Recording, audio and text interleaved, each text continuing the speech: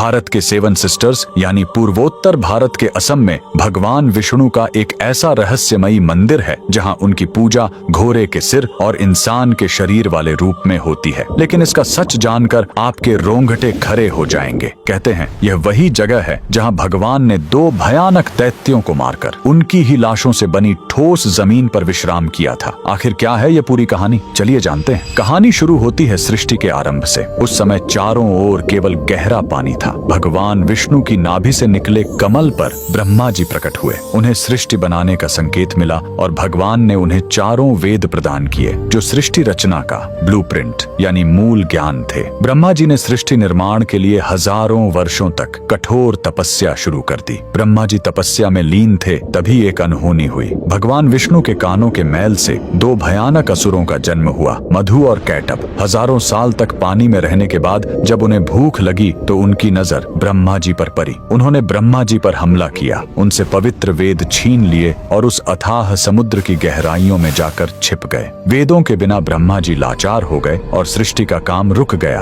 ब्रह्मा जी घबराकर विष्णु जी की शरण में गए, लेकिन समस्या बहुत बड़ी थी। मधु और कैटभ ने तपस्या करके देवी महाशक्ति से इच्छा मृत्यु का वरदान पा लिया था, यानी वे अपनी मर्जी के बिना मर नहीं सकते थे। तब वेदों को वापस लाने के लिए विष्णु जी ने हयग्रीव अवतार लिया। उन्होंने घोड़े का सिर इसलिए चुना ताकि उसकी तीक्ष्ण बुद्धि और सूंघने की शक्ति से वे समुद्र के उस घने अंधेरे में भी वेदों को खोज सके। भगवान हयग्रीव पानी के भीतर गए और असुरों से हजारों साल तक युद्ध किया, लेकिन वरदान के कारण वे मर ही नहीं रहे थे। अंत में भगवान ने अपनी माया से उन्हें मोहित किया और पूछा कि तुम्हारी मृत्यु कैसे होगी। असुरों ने अहंकार में शर्त रखी, हमें वहां मारो जहां पानी न हो, एकदम सूखी जगह। पूरी दुनिया में तो पानी ही पानी था। तब भगवान ने अपना विराट रूप धारण किया, अपनी विशाल जांघों को पानी से ऊपर उठाया और कहा, मेरी जांघें सूखी हैं, और वहीं उन दोनों का वध कर दिया। मरने के बाद उन विशालकाय दैत्यों के शरीर से जो भारी मेद यानी चर्बी निकली वो जम गई और उसी से यह ठोस धरती बनी। इसीलिए पृथ्वी को मेदिनी कहते हैं। युद्ध के बाद थके हुए भगवान हयग्रीव ने इसी नई बनी जमीन पर असम के मणिकूट पर्वत पर विश्राम किया। उन्होंने वेद ब्रह्मा जी को लौटाए और ज्ञान की पुनः स्थापना की। इसीलिए हयग्रीव भगवान को आज भी बुद्धि और तर्क का देवता माना जाता है। कमेंट में जय श्री हरि जरूर लिखें।